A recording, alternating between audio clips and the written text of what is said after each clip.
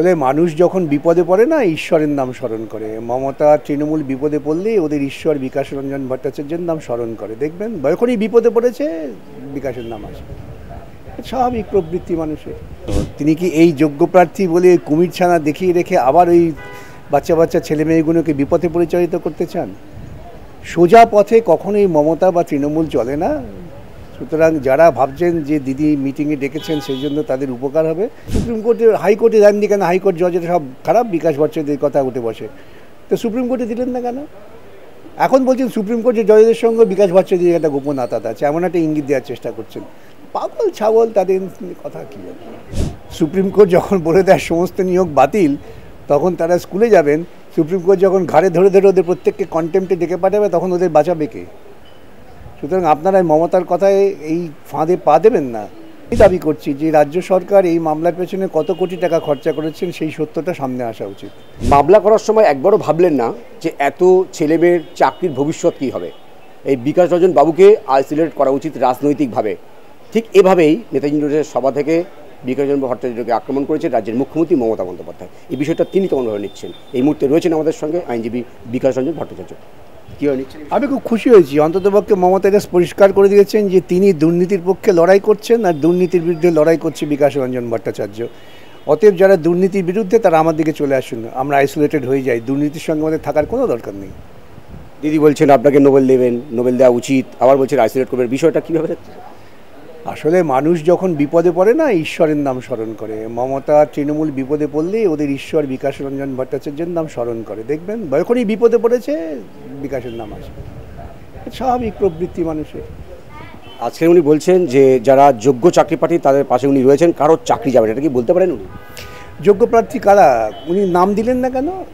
উনি তো ওখানে একটা মিটিং ডেকেছেন, উনি তো দিয়ে দিতে পারতেন যে এই তো আমার কাছে যোগ্য প্রার্থীদের লিস্ট আছে, সেই নামটা দিলেন না কেন? এইটাই বড় প্রশ্ন। তিনি কি এই যোগ্য প্রার্থী বলে কুমির ছানা দেখিয়ে রেখে আবার ওই বাচ্চা বাচ্চা ছেলে মেয়েগুলোকে বিপথে পরিচালিত করতে চান? সোজা পথে কখনোই মমতা বা তৃণমূল চলে না। সুতরাং যারা ভাবছেন যে দিদি মিটিংয়ে ডেকেছেন সেই জন্য তাদের উপকার হবে, তাদের কাছে আমার একটাই নিবেদন, আপনারা আপনাদের ভবিষ্যৎটা আর খারাপ করবেন না, মমতার সঙ্গ ছাড়ুন। তাহলে যাদের চাকরি, যারা যোগ্য তাদের চাকরি গেল, তাহলে এদের দোষটা কার? পর্ষদের দোষ নাকি সিবিআই? এই সম্পূর্ণ দোষ রাজ্য সরকারের, যারা দুর্নীতিমূলক প্রক্রিয়া চালু করেছেন। দেখবেন কলকাতা হাইকোর্ট এবং সুপ্রিম কোর্ট উভয়ে বলছেন যে প্রক্রিয়াটাই দুর্নীতিমূলক, তার জন্মস্থলটাই দুর্নীতিমূলক, সেখানে কে ভালো কে মন্দ কে বিচার করবে? তা ওরা ভালো মন্দের লিস্টটা করতে দিলেন না কেন?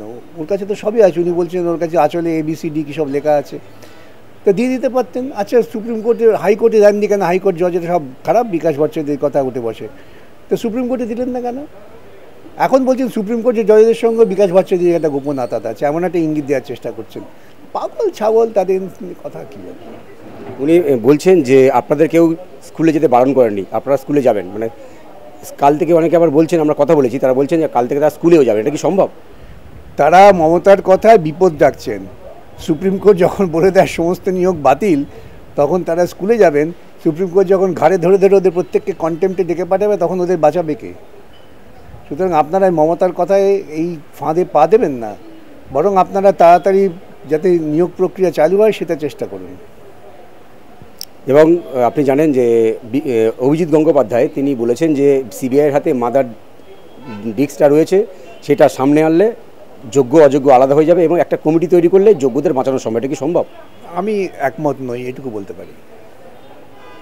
এবং রাজ্য সরকারের পক্ষ থেকে যারা যোগ্য চাকরিহারা শিক্ষক তারা যাচ্ছেন সুপ্রিম কোর্টে, তারা মামলা করবেন এবং রাজ্য সরকার সমস্ত খরচা হতো রাজ্য সরকার। তারা তো মামলা করেছেন, যখন সুপ্রিম কোর্টে মামলা হয় তারা ছিলেন, যখন হাইকোর্টে মামলা হয় তারা ছিলেন, হঠাৎ নতুন তারা আকাশ থেকে পড়েননি। সুতরাং তারা তো মামলা করেছেন, তাদের হয়ে সওয়াল হয়েছে। বরং আপনাদের দাবি করা উচিত, আমি দাবি করছি যে রাজ্য সরকার এই মামলার পেছনে কত কোটি টাকা খরচা করেছেন সেই সত্যটা সামনে আসা উচিত।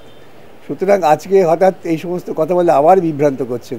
ভাবটা হচ্ছে এমন যেন যোগ্য যারা ছিলেন তারা জানতেন না মামলা হচ্ছে, তারা মামলা অংশগ্রহণ করেননি। এই ধাপ্পাবাজির মধ্যে পড়লে খুব বিপদ আছে। আপনি একজন আইনজীবী হিসেবে বলুন যে যারা যোগ্য চাকরি প্রার্থী তারা কি আবার চাকরি কোনোভাবে ফিরে পাবে? আইনি কোনো পথ খোলা আছে কি? আমার কাছে তো একটাই প্রশ্ন, ভাই যোগ্যতার লিস্টটা কোথায়? কে যোগ্য? আর কে অযোগ্য কে ঠিক করে বলুন তো? আমি বলে দিলাম আপনি যোগ্য, ও অযোগ্য, তাহলে ও ধরবে না আমার গলা চেপে যে আমি অযোগ্য কেন? তখন কি আমি বলতে পারবো যে তোমার থেকে টাকা নিয়েছি তাই তুমি অযোগ্য? মমতা দুর্নীতি করেছেন এবং এই দুর্নীতিতে এই ছেলেগুলোকে আবার তিনি আটকে রাখতে চাইছেন। আজকের মমতা বন্দ্যোপাধ্যায় বলছেন যে মুখ আর মুখোশকে চিনুন। অনেকে বলছেন 26-এর ভোটের পর আমরা আপনাদেরকে চাকরি নিশ্চিত করব, রাজনীতিতে পা দেবেন না, মমতা বন্দ্যোপাধ্যায় একমাত্র ভরসা। হ্যাঁ, পশ্চিমবঙ্গের সর্বনাশের জন্য মমতা একমাত্র ভরসা। এই তরুণ ছেলেরা দেখেছেন তাদের কিভাবে দুর্নীতির সঙ্গে জড়িয়ে ফেলেছেন। তার কথায় যারা বিশ্বাস করবেন তারা অবশ্যই অন্ধকারের জগতেই চলে যাবেন, এই নিয়ে কোনো সন্দেহ নেই। ক্যামেরায় সন্তোষ রায়ের সঙ্গে বিশ্বজিৎ হালদার, ওঙ্কার বাংলা।